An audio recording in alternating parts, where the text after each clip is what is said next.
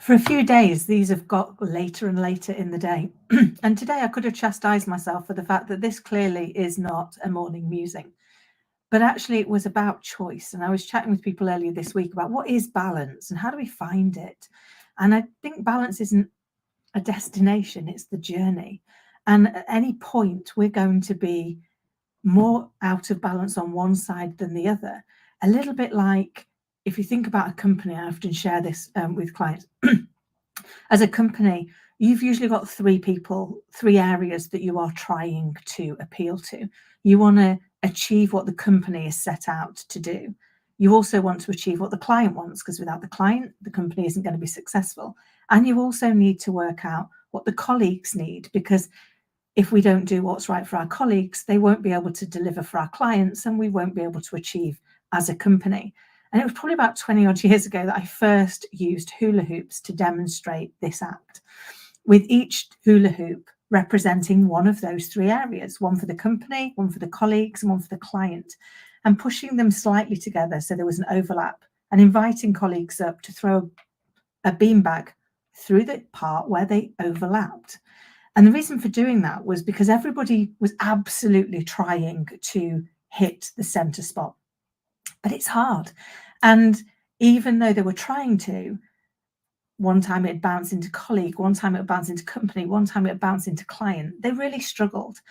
And actually, when we push them all together, when we get a little bit closer, when we work together, then the overlap becomes greater and we have more chance of hitting that balance all of the time.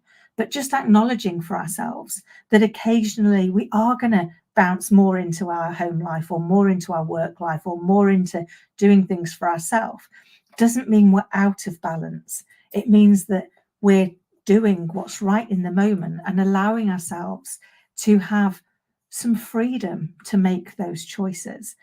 And as long as we're not out of balance all of the time, then actually we can find some level of comfort, both as individuals and as organizations.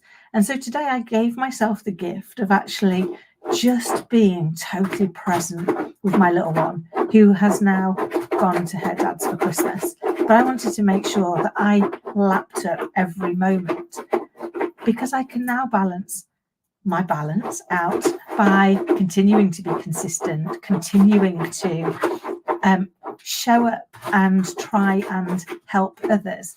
David, thank you. That's really lovely. It's such a simple way of doing it, but it's really impactful because it allows people to see that while we're trying to achieve a goal, actually sometimes we'll go out of kilter, but it doesn't stop the goal being the thing that's important to us.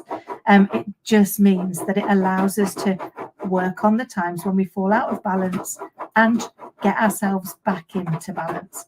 So I just wanted to jump on and say that before I wish everybody the happiest of holidays. I hope you all get to create some amazing memories, spend time with the people that are precious to you, and I look forward to seeing you after the festive break.